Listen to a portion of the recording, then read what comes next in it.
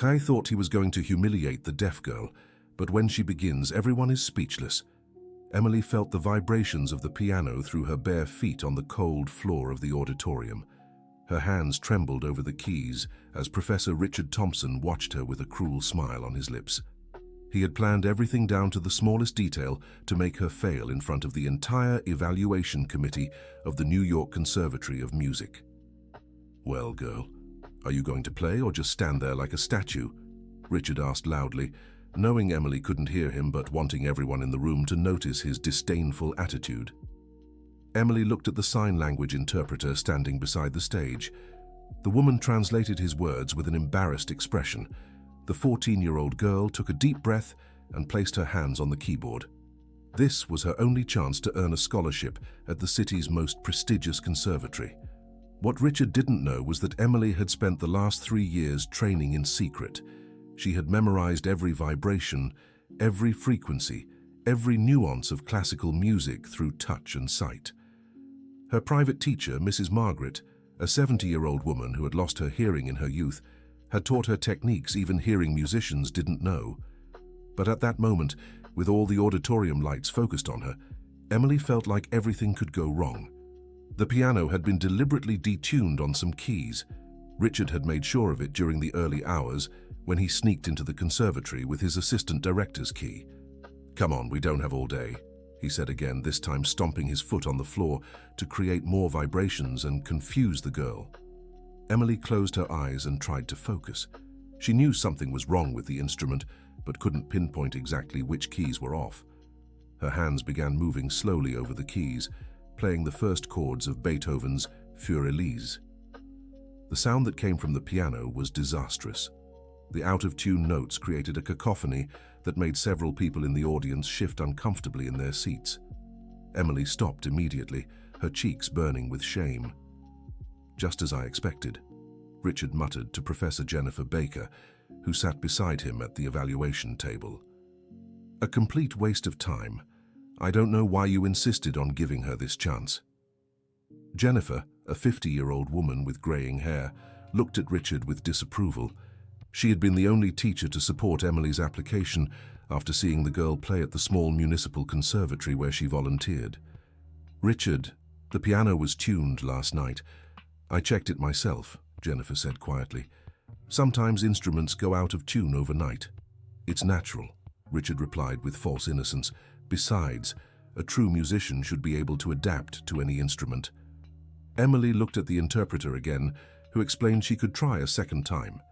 The girl nodded, but her hands still trembled. She knew she needed more time to identify the problematic keys, but she felt the weight of everyone's stares.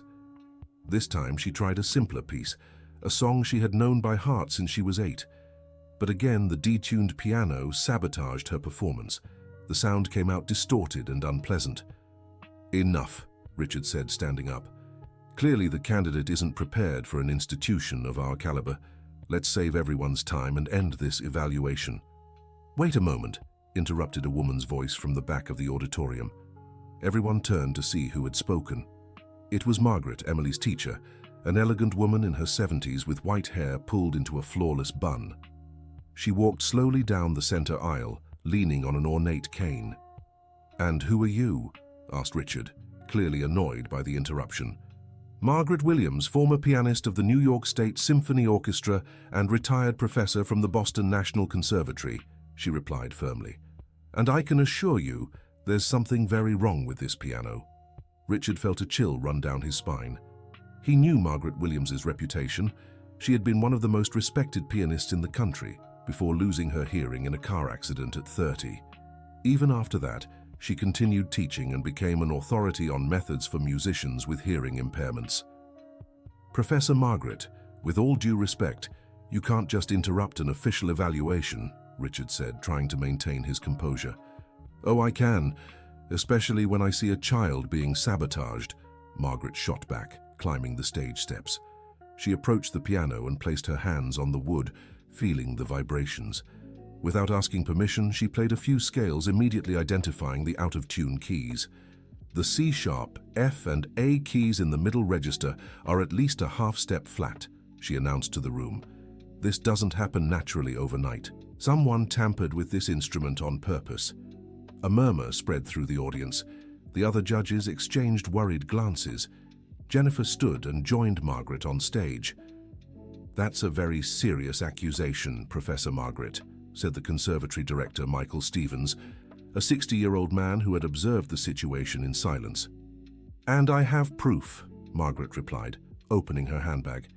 "I have video recordings of the piano being tuned last night by the technical team.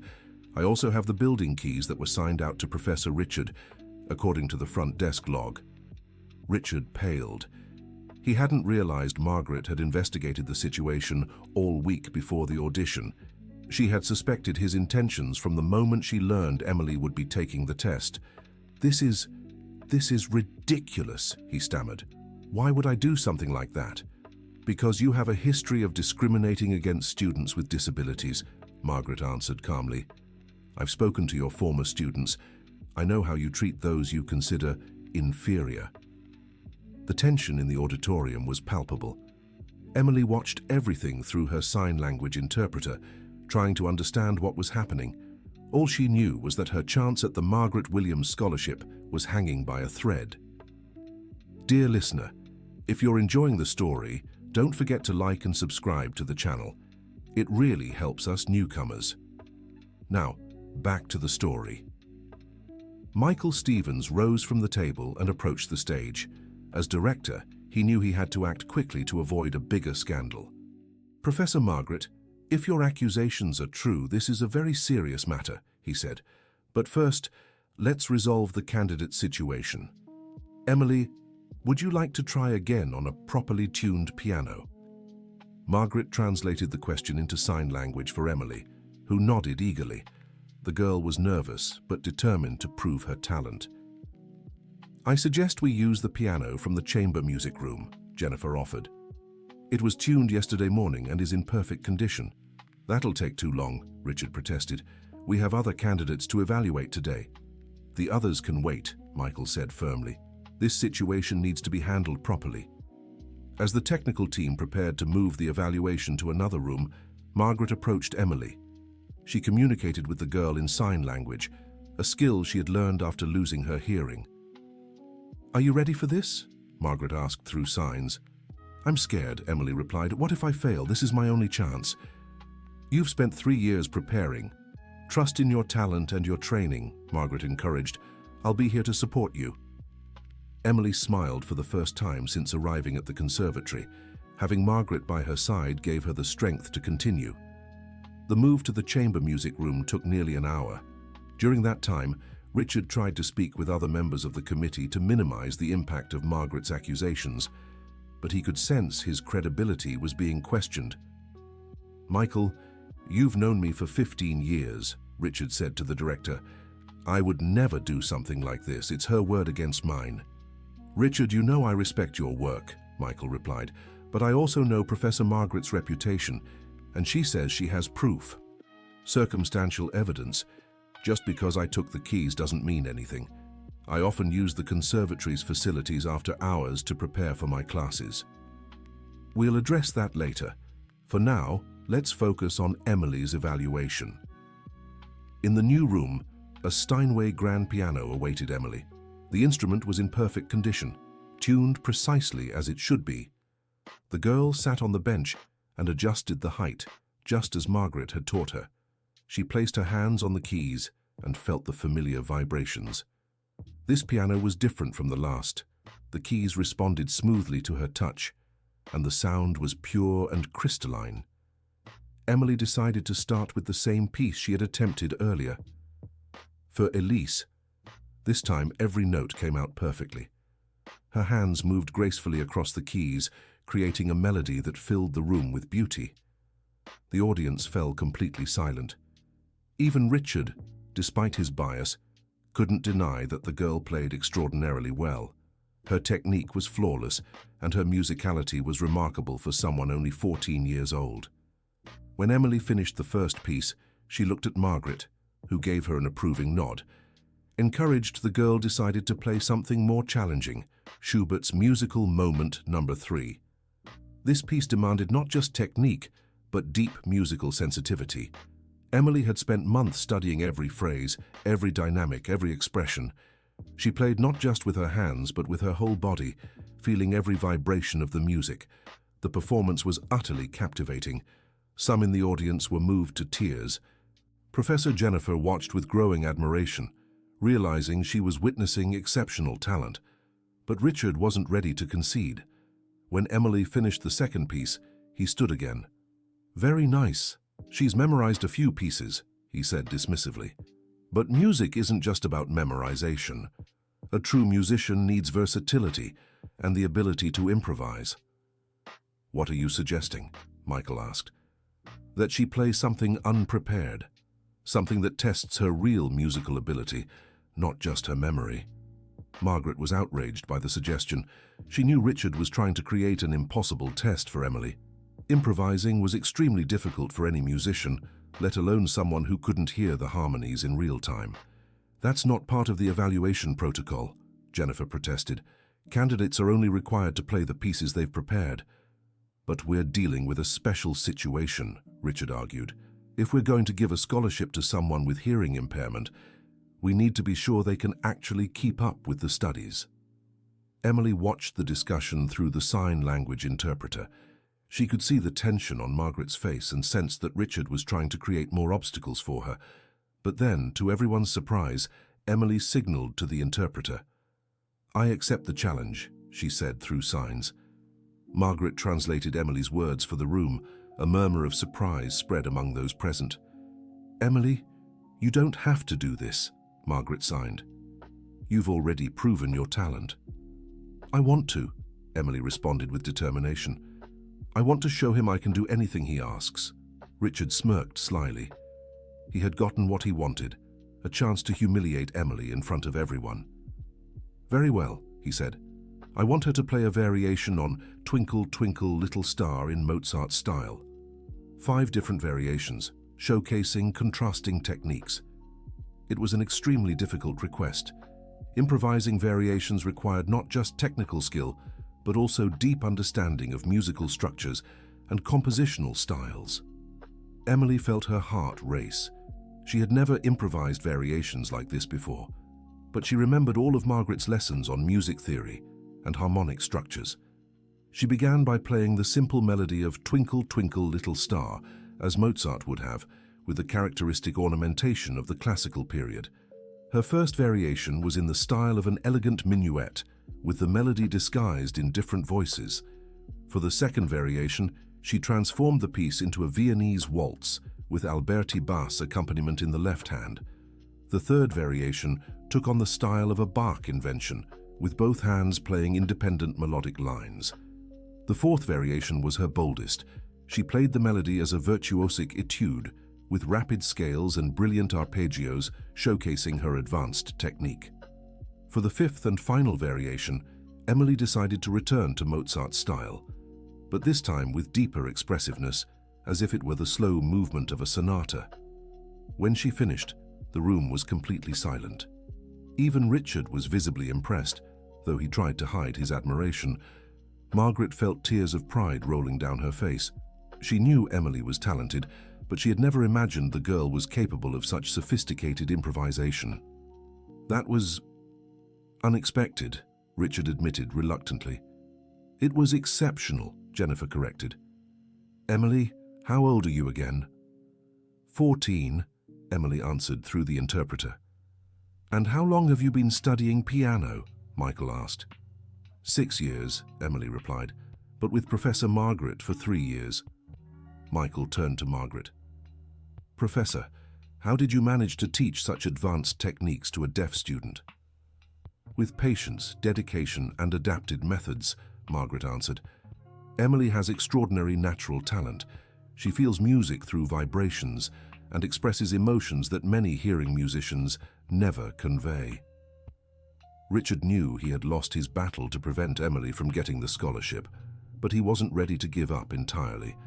Even if she plays well, how will she keep up with theory classes? How will she participate in ensembles? "Music is a collaborative art," he argued. "The same way I did throughout my career," Margaret replied. with adaptations and the goodwill of teachers and peers. But that requires special resources, interpreters, equipment, Richard continued. Resources this conservatory is legally obligated to provide, interrupted a new voice. Everyone turned to see who had spoken. It was Dr. Daniel Morrison, a lawyer specializing in disability rights and the father of a former student at the conservatory. "Dr. Morrison, what are you doing here?" asked Michael, surprised. "Professor Margaret asked me to be present in case legal clarifications were needed," replied the lawyer. "And from what I'm hearing, it seems there is indeed such a need." Richard swallowed hard. The presence of a specialized lawyer completely changed the dynamics of the situation. This conservatory receives public funding and is legally required to ensure equal opportunities for people with disabilities, Dr. Morrison continued. Denying Emily a scholarship based solely on her hearing condition would be discrimination and could result in serious legal consequences. "No one is denying anything based on disability," Richard said defensively. "We're simply evaluating musical ability." "And Emily's musical ability has been clearly demonstrated," Margaret stated. "She not only played the required pieces flawlessly, but also showed improvisational skills few students can match." Michael realized the situation was growing increasingly delicate. As director, he needed to make a decision that was fair and also protected the conservatory's reputation.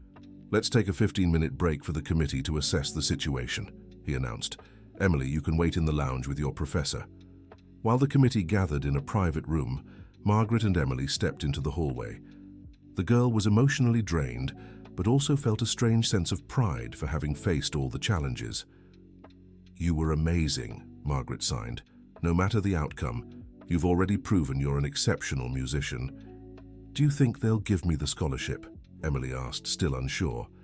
"After what you showed today, it would be impossible to deny you," Margaret replied confidently. In the meeting room, the discussion was intense. Jennifer and two other committee members passionately defended Emily's application. Richard tried to maintain his objections, but saw he was losing support. "Let's be practical," Richard said. "Even if she's talented, having a deaf student will create administrative and pedagogical complications. Complications that can easily be resolved with goodwill and proper planning," Jennifer countered.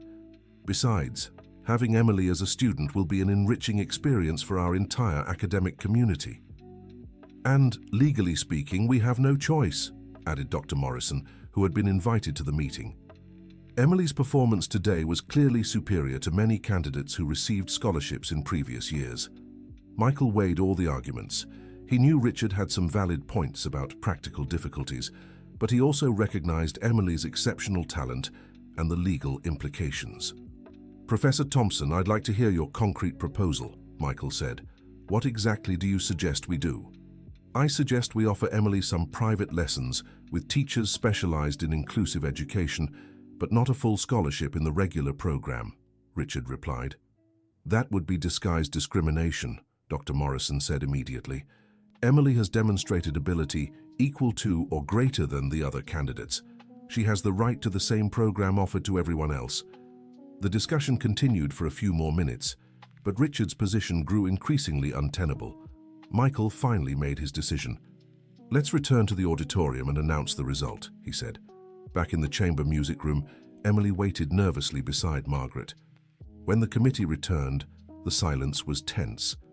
Michael stood before everyone and began to speak.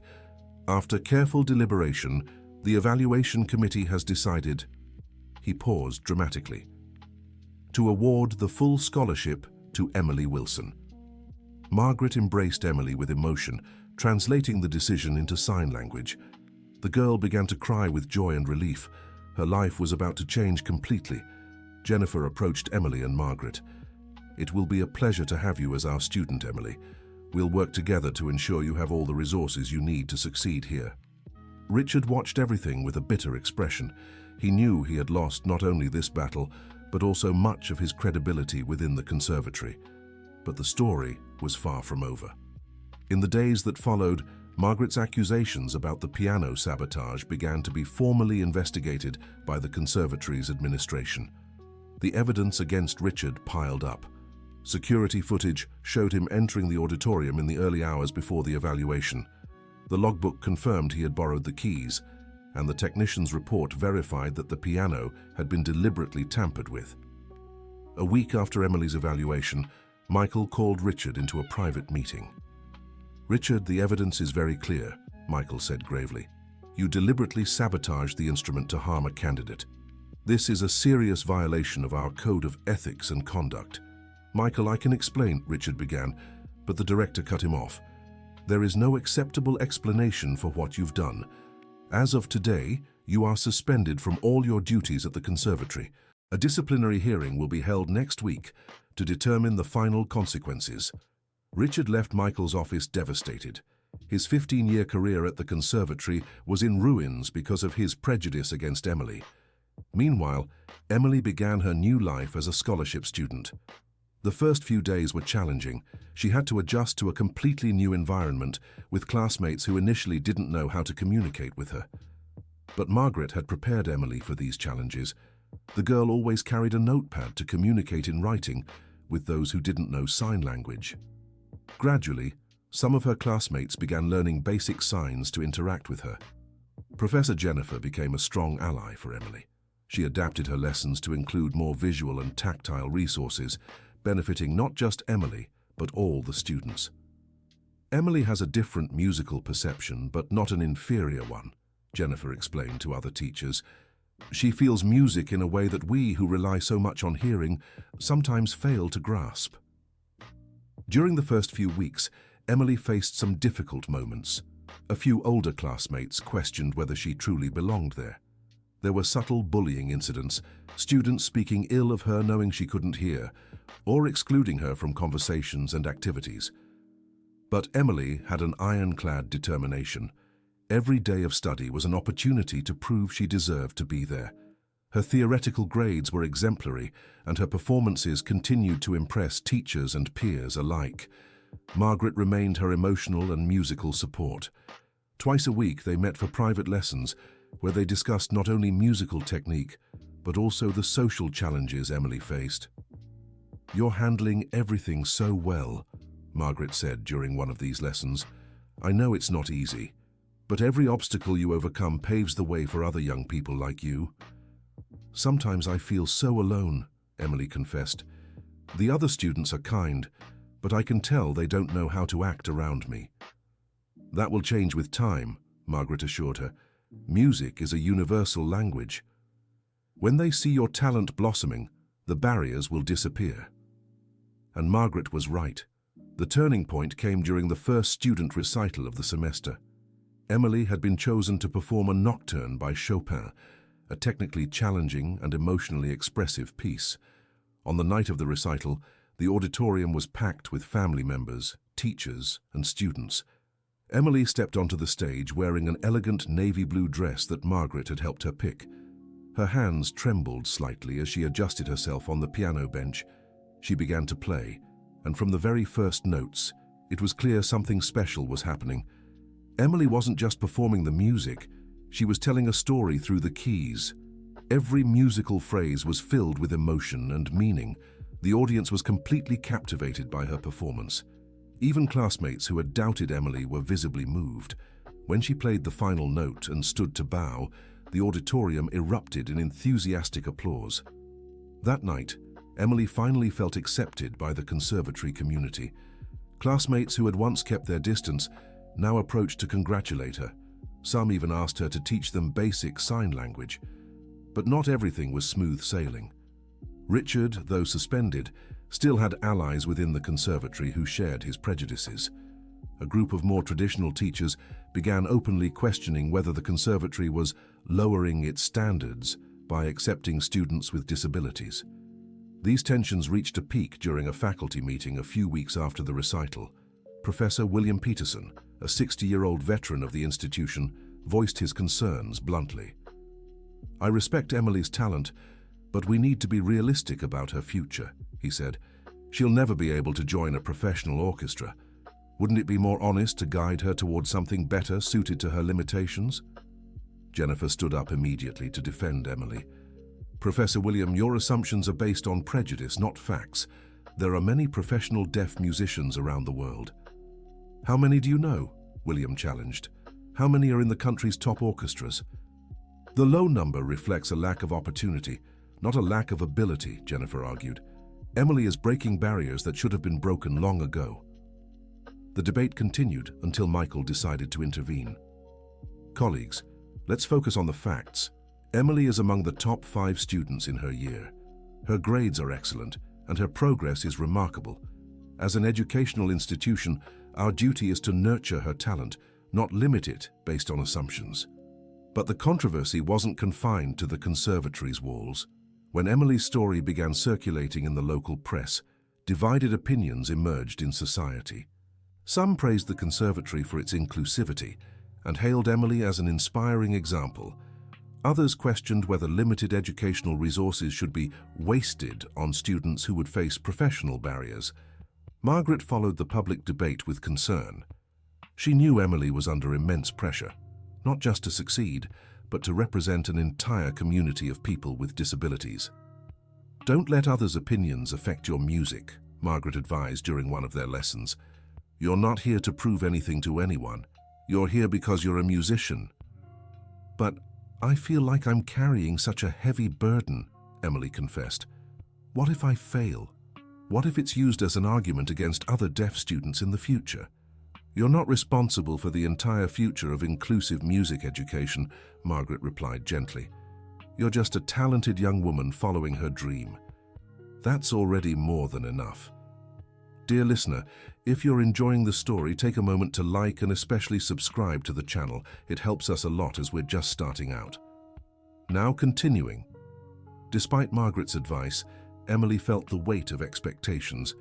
She began studying with obsessive intensity, practicing late into the night and arriving at the conservatory before all the other students.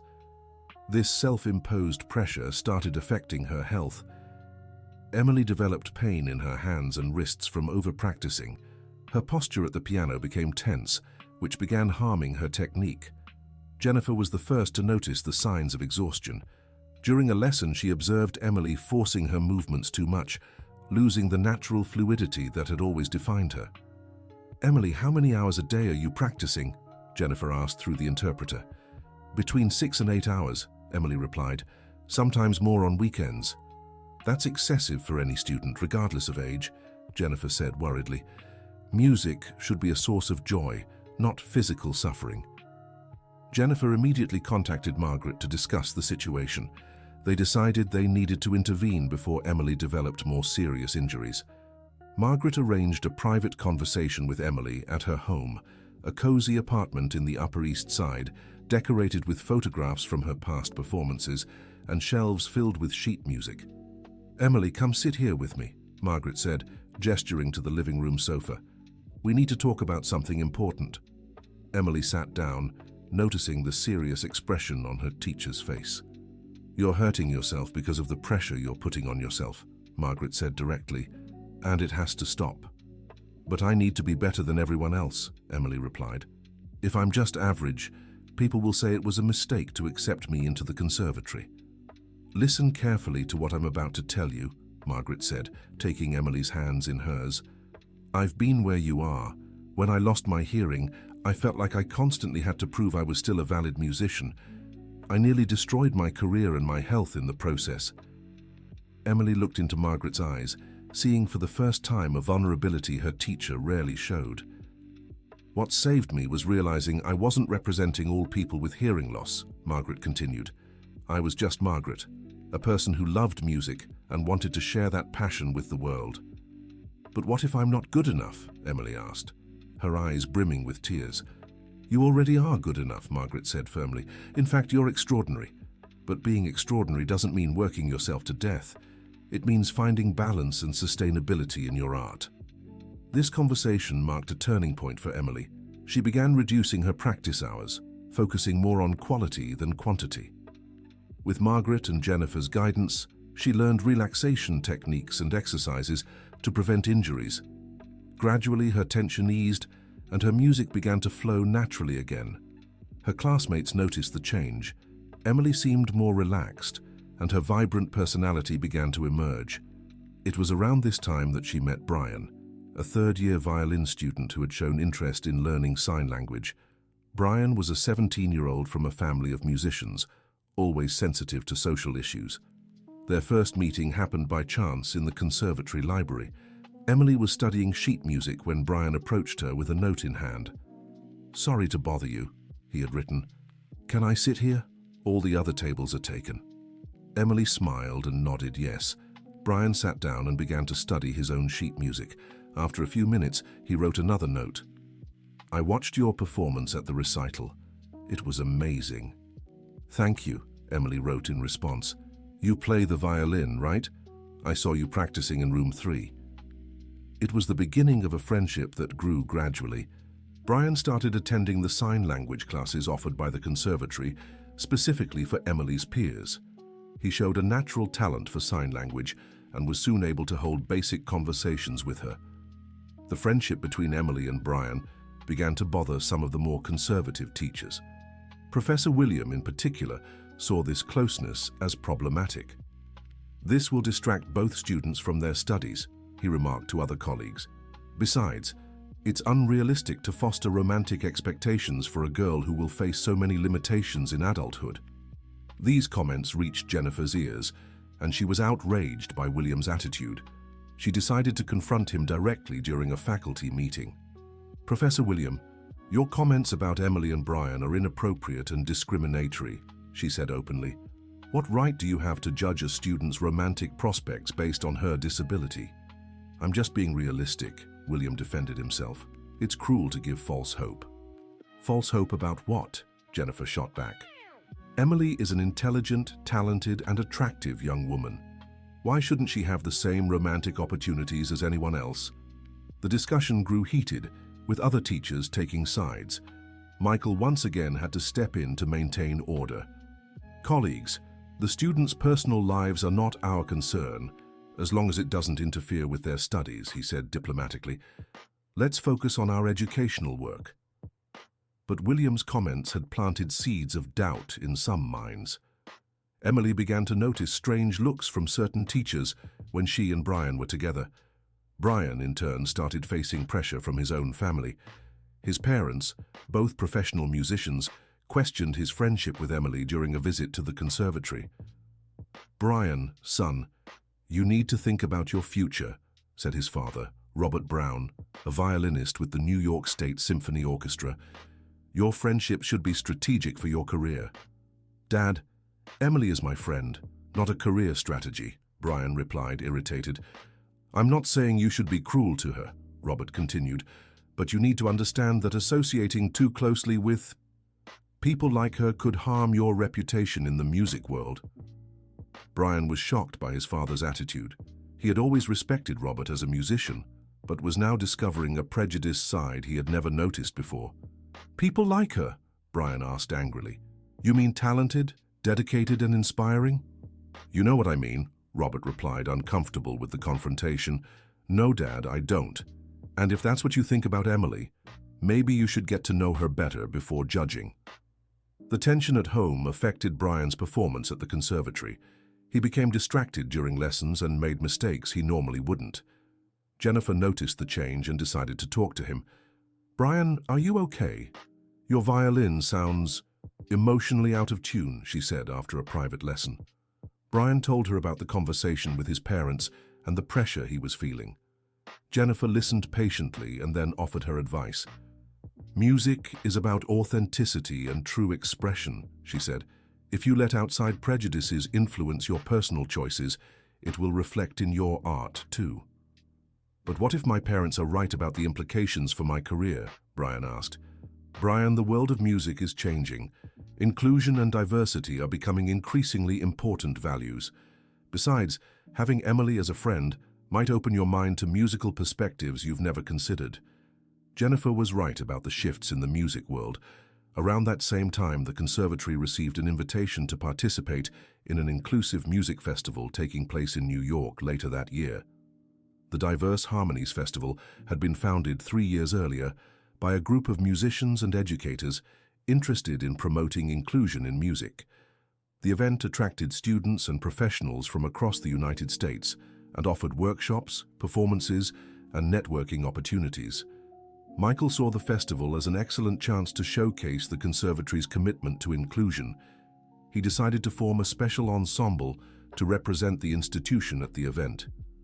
"I'd like Emily and Brian to be part of this ensemble," he announced during a faculty meeting. "They would perfectly represent the values we want to promote." The proposal sparked mixed reactions. Jennifer and Margaret were thrilled by the opportunity. William and a few other faculty members expressed reservations. "It's too much pressure for such young students," argued William. "What if they don't perform well? It could reflect poorly on the entire institution." "They're two of our best students," Jennifer countered. "If they're not ready, then who is?" Michael decided that Emily and Brian would join the ensemble, along with 4 other selected students. They would have 3 months to prepare for a 20-minute performance at the festival. The news of their participation brought a new wave of pressure and expectations. Emily felt honored by the selection, but also anxious about being in the spotlight again. Brian was torn between excitement for the opportunity and worry about his parents' reaction. When he told them about the festival at home, the response was exactly what he feared. "Are you sure this is a good idea?" asked his mother, Susan Brown, a pianist who had abandoned her career to focus on family. "This kind of event might label you as a social cause musician instead of a serious artist."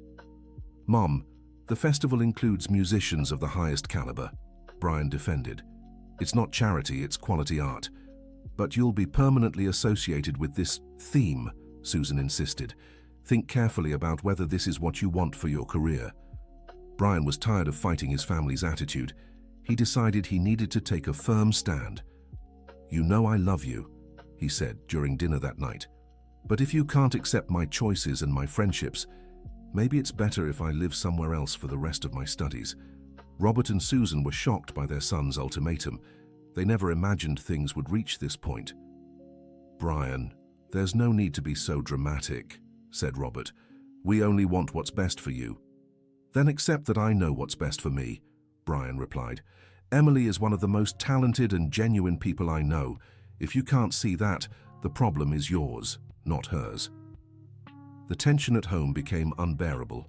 Brian started spending more time at the conservatory and less at home. Margaret noticed that both Emily and Brian seemed under a lot of stress. She decided to organize an informal gathering at her home so they could relax and emotionally prepare for the festival. Margaret prepared a special lunch and invited Jennifer to join them. "You're both carrying too much weight on your shoulders," Margaret said during lunch. "The festival should be a celebration of your talents, not an ordeal." "But everyone is watching," Emily signaled. "If we're not perfect, it will affect other disabled students who want to come to the conservatory." "Emily, you can't control people's prejudiced attitudes," Margaret replied. "Your responsibility is simply to do your best and be true to yourself. And Brian, you need to decide whether you'll live your life based on others' expectations or your own convictions," Jennifer added. Brian sighed deeply. "I know you're right, but it's hard to go against family, especially when they have so much experience in the music world." "Experience doesn't always mean wisdom," Margaret observed. "Sometimes a fresh perspective is exactly what a field needs to evolve." Over the following weeks, Emily and Brian dedicated themselves intensely to ensemble rehearsals. The group had been named Interwoven Voices and included, besides them, Sarah, flutist, Andrew, cellist, Emma, violinist, and Anthony, pianist, who would accompany Emily in a 4-hand piano piece. The group dynamic was interesting. At first, some members felt uncomfortable with Emily's presence, not out of prejudice, but because they weren't sure how to fully include her in musical discussions. Sarah was the first to break this barrier. She began learning basic sign language and discovered that communicating with Emily through signs added a fascinating visual dimension to their musical exchanges. "It's amazing to see how Emily describes music through movement and space," Sarah remarked to Jennifer after a rehearsal. "It's made me rethink how I interpret my own pieces." Andrew initially had reservations about playing with Emily. As a cellist, he was used to relying heavily on auditory nuances to synchronize with other musicians. But working with Emily, he discovered the importance of visual cues and body language. The repertoire chosen for the festival included 3 contrasting pieces: a Baroque sonata adapted for the group, a contemporary American composition, and a piece specially commissioned from a young local composer who had written it with the inclusion of a deaf musician in mind. This last piece, titled Silent Dialogues, was the group's biggest challenge. The composer, Tyler Adams, had incorporated visual and tactile elements into the score, creating moments where Emily would lead the group through specific gestures. During the first rehearsals of this piece, coordination was chaotic. No one was used to following visual cues so precisely, but gradually, the group developed an entirely new sensitivity to non-verbal communication. "This piece is teaching us to listen with our eyes," Anthony commented during a break. "It's a completely different experience from anything I've ever done." Emily was thriving in this collaborative environment. She felt she was finally being seen as a complete musician, not just as a disabled person who played piano, but not everything was smooth sailing. 2 weeks before the festival, controversy erupted when a local newspaper published an article about the conservatory titled "Inclusion or Lowered Standards." The piece, written by a conservative music critic, questioned whether Emily's participation in the festival represented true artistic excellence or just political correctness. The author suggested the conservatory was sacrificing musical quality in the name of social inclusion. The article caused an uproar in New York's music community. Some defended Emily and the conservatory, while others agreed with the newspaper's criticisms. Margaret was furious. She knew this kind of public controversy could deeply affect Emily's confidence. She decided to take drastic action. Margaret called all her contacts in the music press and proposed interviews where she could present a different perspective on the situation. During an interview for a respected music magazine, Margaret was direct in her defense. "What these people don't understand is that Emily isn't at the conservatory because she's deaf. She's there because she's an exceptionally talented musician who also happens to be deaf. There's a fundamental difference between those two things." But some critics argue that certain aspects of music simply can't be accessed without hearing, said the interviewer. "That's an extremely narrow view of what music is," Margaret replied. "Music is vibration, it's movement, it's math, it's emotion. Emily accesses all of those elements, just through different sensory channels." The interview was well received and helped balance the public debate. But Emily still felt the weight of the criticism. She began questioning whether her presence at the festival truly represented artistic merit or if it was just a symbolic gesture. During a particularly difficult rehearsal, Emily stopped playing mid-piece. "I shouldn't be here," she signed to the group. "Maybe they're right, maybe I'm just a distraction." Brian immediately stood up and walked to the piano. He had improved greatly in sign language over the past few months and could now communicate directly with Emily. "You're here because you're amazing," he signed. "Not because you're deaf, but in spite of being deaf. And honestly, some of the hearing musicians I know don't have half your musical sensitivity." Sarah, Andrew, Emma, and Anthony joined Brian around the piano. Emma, who had been one of the most reserved at first, surprised everyone by signing in basic ASL. "We're better musicians because of you." It was a moment of genuine solidarity that deeply moved Emily. She realized she hadn't just found colleagues, she'd found true friends who valued her for who she was. With the group's renewed support, rehearsals for the festival gained fresh energy. Interwoven Voices was developing a unique musical chemistry, where each member contributed their individual strengths to create something greater than the sum of its parts. Margaret watched the rehearsals with growing pride. She saw in Emily not just a talented student, but a young woman breaking barriers and changing perceptions of what it meant to be a musician. Jennifer was also impressed by the group's progress. During an evaluation meeting, she remarked to Michael, "This ensemble has become something special. They're not just 6 students playing together, they're a cohesive musical organism that happens to include a deaf member." "Do you think they're ready for the festival?" Michael asked. "They're more than ready. In fact, I'd say they're one of the most interesting groups to come out of this conservatory." But there were still obstacles to overcome. A week before the festival, Brian received an ultimatum from his parents. Robert had secured an audition for Brian with an important conductor who would be visiting New York the same weekend as the festival. "It's a once-in-a-lifetime opportunity," Robert insisted. "This conductor rarely takes on new students. If you impress him, it could open doors for studies in Europe." "Dad, I already have a commitment to my group," Brian replied. "I can't abandon them a week before the performance." "Brian, be practical," Susan interjected. "Your group will understand. Your career is more important than a social inclusion festival." The pressure was intense. Brian knew the opportunity his parents offered was truly significant. But he also knew leaving the group now would betray the friends who had become so important to him. He sought out Emily to talk about the situation. They met in her favorite practice room, where the acoustics were perfect for feeling the piano's vibrations. "My parents got me an important audition," Brian signed. "It's on the same day as the festival." Emily was visibly shaken, but tried to hide her disappointment. "You should go," she signaled. "It's an important opportunity for your career." "But what about the group, our performance?" asked Brian. "We'll manage," Emily replied, though it was clear she didn't fully believe her own words. Brian saw through Emily's brave front. He realized his absence wouldn't just be a logistical problem for the group. It would confirm Emily's fears about being abandoned when things got tough. That night, Brian made one of the hardest decisions of his life.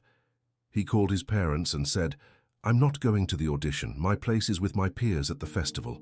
The reaction was explosive. Robert shouted about missed opportunities and misplaced priorities. Susan cried and accused Brian of throwing away his career for childish friendships. "If you don't go to this audition, don't count on our financial support anymore," Robert threatened. "You're on your own." Brian felt a knot in his stomach, but his decision was made. "Then so be it. I'd rather be poor and honest than rich and without character." The rift with his family was painful, but Brian felt at peace with his choice. Margaret, upon hearing about the situation, immediately offered temporary financial help until Brian could get back on his feet. "You made the right choice," she said. "Loyalty and integrity are qualities that will serve your music and your life well." With Brian's family crisis resolved, Interwoven Voices could focus on final preparations for the festival. The last week of rehearsals was intense but thrilling. The group had developed a rare musical connection. They didn't just play together. They breathed together, thought together, felt the music as one entity. Emily was at her best. All the pressure and adversity of the past months had forged in her an even deeper determination and musical expressiveness. Her technique was flawless, but more importantly, her music had soul. On the eve of the festival, Margaret hosted a special dinner for the group at her home, a tradition she'd kept with her most talented students over the years. During dinner, Margaret raised a toast. "To an extraordinary group of young musicians who've taught me that true music knows no barriers. Tomorrow you won't just perform, you'll change hearts and minds."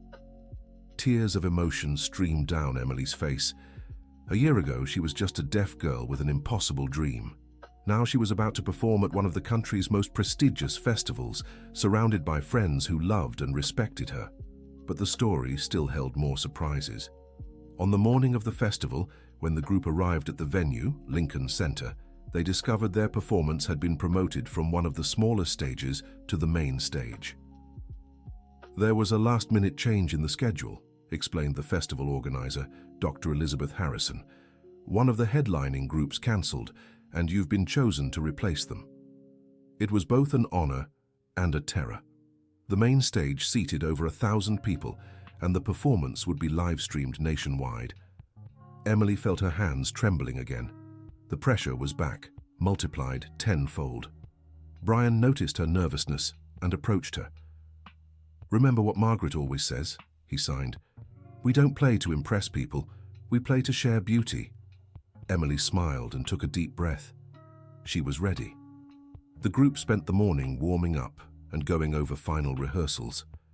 In the afternoon, they attended workshops and watched other performances. Emily was amazed by the diversity of talent at the festival. There were blind musicians, amputees, individuals with autism, and many others who had overcome barriers to pursue their musical passion. At 5 in the evening, it was time for Interwoven Voices to take the stage. Lincoln Center was packed. In the audience, Margaret and Jennifer had special seats in the front row. Michael was there, accompanied by other conservatory teachers. Even some of the most skeptical had come to watch. To Emily's surprise, she spotted her parents in the crowd. They had traveled from upstate New York just to see her perform. Her mother, Catherine, was already wiping tears from her eyes before the performance even began. When the group stepped onto the stage, the audience fell silent. Emily looked elegant in a simple black dress, but it was her serene and confident presence that truly stood out. Brian and the other group members radiated the same quiet assurance.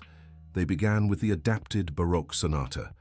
The music flowed like crystal clear water, each instrument conversing with the others in perfect harmony.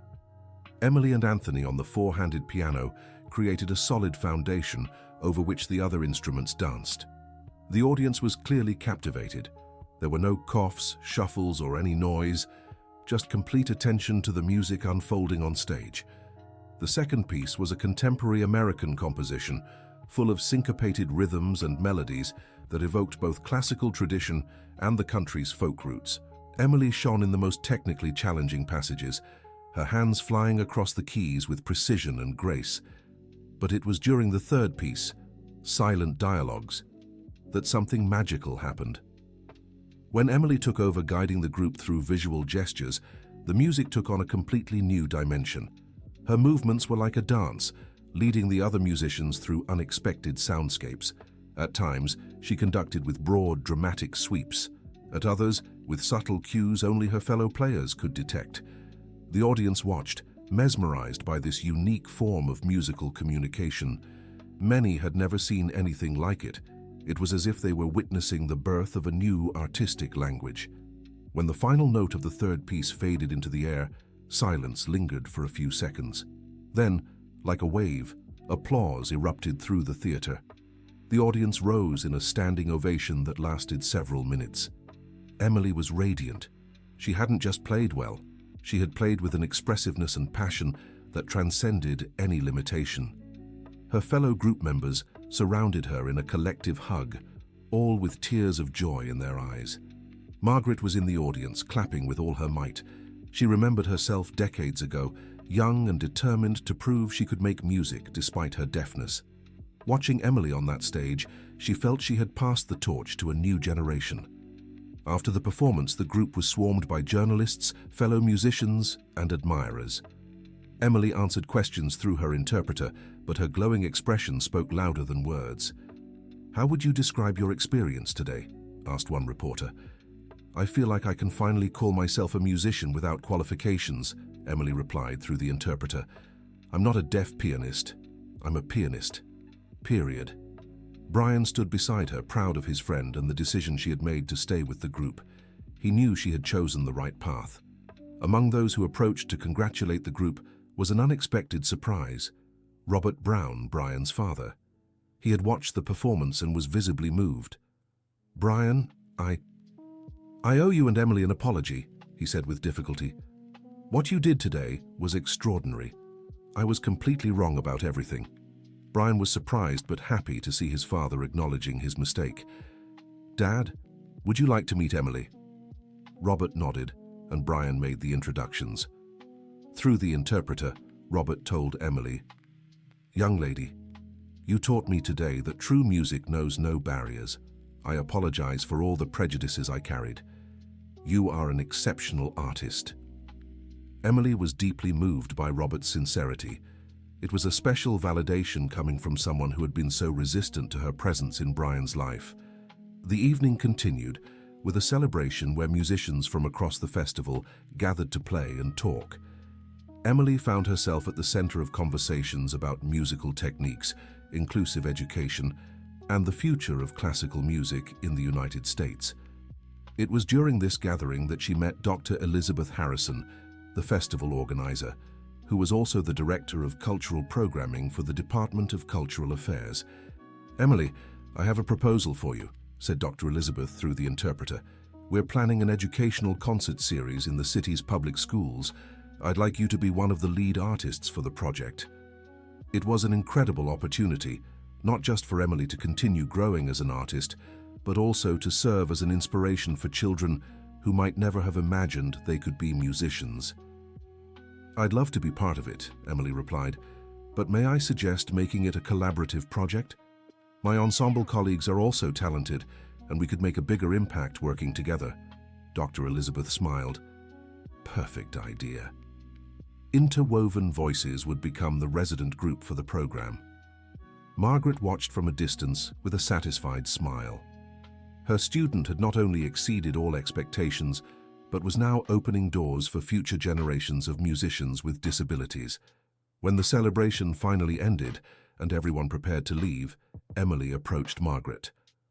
"Professor, how can I ever thank you for everything you've done for me?" she asked in sign language. "Keep playing," Margaret replied simply. "Keep growing as a musician and as a person. And when your time comes, help another child find their way in music." In the months following the festival, Emily's life changed dramatically. The educational performances in schools were a tremendous success. Children who had never seen classical music live were fascinated not just by the music, but by Emily's story of perseverance. The conservatory changed too. Emily's presence had forced teachers and students to rethink their attitudes about inclusion and diversity. New protocols were established to welcome students with disabilities, and sign language classes became optional for all students. Professor Richard, who had sabotaged Emily's initial audition, was dismissed after a disciplinary investigation. But the story took an interesting turn. Months later, he sought out Margaret to apologize in person. "I realized my prejudices nearly prevented a talented young woman from pursuing her dreams," he said during a difficult conversation. "I'd like to find a way to make amends." Margaret, ever compassionate, suggested Richard volunteer at schools for children with disabilities. He accepted the suggestion and, over time, became an advocate for inclusive music education. Brian fully reconciled with his family after the festival performance. Robert and Susan not only accepted his friendship with Emily, but became admirers of hers. Robert even began including pieces about inclusion and diversity in his concerts with the New York State Symphony Orchestra. The friendship between Emily and Brian continued to grow, naturally and without pressure. They supported each other in their studies and artistic growth and began performing regularly as a duo, violin and piano. Jennifer became one of the leading advocates for inclusive music education in the United States. She started giving lectures at other conservatories about adapted teaching methods and became a mentor to other teachers interested in the topic. Michael, as director, saw the conservatory's prestige grow significantly. Emily's story attracted positive media attention and brought new students and donors to the institution. Most importantly, it established the conservatory as a leader in educational innovation. Margaret continued to be Emily's private teacher, but also took on an official role at the conservatory as a consultant for inclusive education. At 70, she had found a new mission in her already illustrious career. Emily, in turn, flourished like never before. Her academic grades were excellent, her piano technique kept improving, and she had become a natural leader among the students. But most importantly, she had found her voice as an artist. Her music had an authenticity and emotional depth that came from her unique life experiences. During her final year at the conservatory, Emily was invited to perform as a soloist with the New York Youth Orchestra. It was the fulfillment of a dream she had hardly dared to imagine as a little girl dreaming of playing the piano. The chosen piece was Rachmaninoff's Piano Concerto No. 2, one of the most challenging works in the piano repertoire. Emily spent months preparing, working on every technical and musical detail with Margaret and Jennifer. The performance would take place at Lincoln Center, the same venue where Interwoven Voices had triumphed 2 years earlier. But this time, Emily would be alone on stage, accompanied only by the orchestra. In the weeks before the concert, Emily felt a mix of nerves and excitement. This was her chance to prove once and for all that she belonged at the highest level of American classical music. Margaret noticed Emily was growing tense again and decided to have a talk with her. "You're putting too much pressure on yourself again," Margaret observed during a lesson. "Remember how that almost held you back before? But this is my chance to show I can perform at a professional level," Emily replied. "If I fail..." "Emily, you've already proven everything you needed to prove," Margaret gently interrupted. Now it's just about sharing your music with the world. Margaret's wisdom calmed Emily. She began focusing less on a perfect performance and more on genuine musical expression. On the night of the concert, Lincoln Center was once again packed. The audience included not only the usual classical music crowd, but also many who had come specifically to support Emily. Her parents sat in the front row, beaming with pride. Brian was there with his parents, all cheering for their friend. Margaret and Jennifer had special seats, eager to see their student shine once more.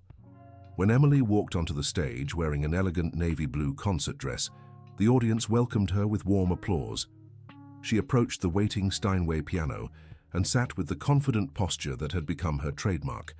The conductor raised his baton and the concerto began. From the first notes, it was clear something special was happening. Emily wasn't just playing Rachmaninoff, she was living every phrase, every harmony, every moment of tension and resolution. Her technique was flawless, but more importantly, her interpretation carried a maturity and depth that impressed even the most seasoned critics. She had found her own musical voice, distinct from any teacher or influence. The concerto's slow movement was particularly moving. Emily played with a sensitivity that brought tears to the eyes of many in the audience. It was music that spoke directly to the heart, transcending any barrier or limitation. When they reached the explosive finale of the third movement, Emily and the orchestra were perfectly in sync. The music built to a breathtaking climax that left the audience breathless. When the final note echoed through the theater, there was a moment of absolute silence. Then, like a storm, applause erupted. The audience rose in a standing ovation that lasted over 10 minutes. Emily was radiant, but also emotionally drained. She had given her all in the performance and felt a sense of fulfillment she had never experienced before. The conductor embraced her, the orchestra musicians tapped their bows on their stands in approval, and the crowd continued cheering with growing enthusiasm. After the concert, Emily was surrounded by critics, journalists, and admirers. The reviews in the newspapers the next day were universally positive. "A rendition of Rachmaninoff that rivals the world's finest pianists," wrote the critic from the city's leading paper. Emily Wilson isn't just an inspiring story, she is a genuine musical force who will undoubtedly be heard from again. In the following months, invitations began pouring in from orchestras and concert halls across the United States. Emily was being recognized not as an extraordinary deaf pianist, but simply as an extraordinary pianist. Margaret watched her students' success with immense joy, but also a touch of melancholy. She knew Emily would soon no longer need her guidance. The young woman had become an independent, mature artist. During one of their last official lessons, Margaret said to Emily, "You know our journey together is coming to an end, don't you?" "Professor, you will always be my musical guide," Emily replied, "but I understand. It's time for me to fly on my own." "And you're ready for it," Margaret said proudly. "You've become everything I always knew you could be." At the end of the academic year, Emily graduated from the conservatory as the top student in her class. During the commencement ceremony, she was invited to give a speech to her fellow graduates and their families. Emily stepped up to the podium with her interpreter beside her and began. "When I first entered this conservatory 4 years ago, many people doubted whether I belonged here. Honestly, sometimes I doubted it too." She paused, glancing at Margaret in the audience. "But I learned that music isn't about limitations, it's about transcending them. Each of us has unique obstacles to overcome. Mine just happened to be more visible than others." Warm applause filled the room. "I want to thank the professors who believed in me, especially Professor Margaret Williams, who taught me that true music comes from the heart, not the ears." Emily looked at her classmates. "And I want to encourage each of you never to let anyone define your limits based on your differences. Music is big enough for all of us." The speech ended with another standing ovation. Emily had not just graduated, she had transformed into a leader and an inspiration for others. In the years that followed, Emily built a solid and respected musical career. She performed regularly with American orchestras, recorded several albums, and became a sought-after teacher for students across the country. Brian became a respected professional violinist and maintained his musical partnership with Emily. They formed a duo specializing in educational performances and concerts for underserved communities. Margaret lived to see Emily become one of the most respected pianists in the United States. She passed away at 83, surrounded by decades of students she had inspired, including Emily, who was by her side softly playing Chopin. The conservatory established the Margaret Williams Scholarship in her honor, specifically dedicated to students with disabilities who demonstrated exceptional musical talent. Emily took over as coordinator of the conservatory's inclusive education program, ensuring that future generations of students with disabilities would have the opportunities she had fought to secure. Years later, as an established and respected pianist, Emily still remembered that terrible day when Richard had tried to sabotage her. But now she saw that moment not as a trauma, but as the beginning of a journey that had led her to become not just a better musician, but a stronger and more compassionate person. In an interview for a music magazine, when asked about the most important moment of her career, Emily replied, "It was when I realized my deafness wasn't an obstacle to overcome, but a unique perspective to celebrate. The music I make today isn't good, despite my deafness. It's good because of my entire life experience, including my deafness." Emily continued performing, teaching, and inspiring for decades. She married Brian when they were both 25, in a ceremony where Margaret, now elderly but still vibrant, played the wedding march as a special gift. They had 2 children, both hearing, but both grew up bilingual in English and ASL.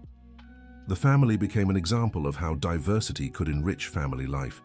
The educational concert program Emily had helped create expanded to other cities, bringing classical music and messages of inclusion to thousands of children across New York State. Richard, the teacher who had once tried to sabotage her, eventually became one of the most eloquent advocates for inclusive music education. He spent his later years working with children with disabilities, trying to make amends for the harm caused by his past prejudices. Lincoln Center created an annual inclusive music festival in honor of the historic performance of Interwoven Voices.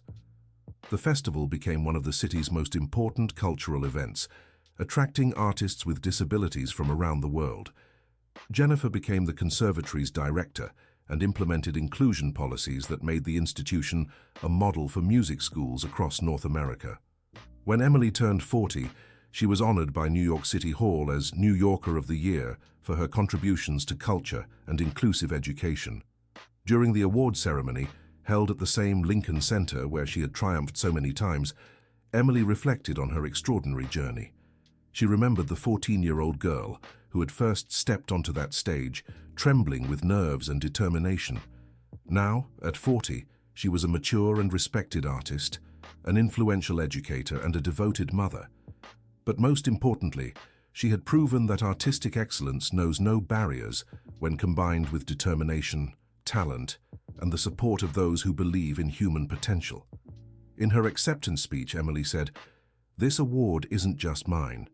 It belongs to all the courageous teachers who see potential where others see limitations. It belongs to the colleagues who choose inclusion over exclusion. And it belongs especially to the memory of Professor Margaret Williams, who taught me that true music doesn't come from what we can hear, but from what we can feel in our hearts." The audience rose in a final standing ovation, celebrating not just Emily, but everything she represented, the living proof that when we give people the opportunities they deserve, they can surpass any expectation and transform the world around them.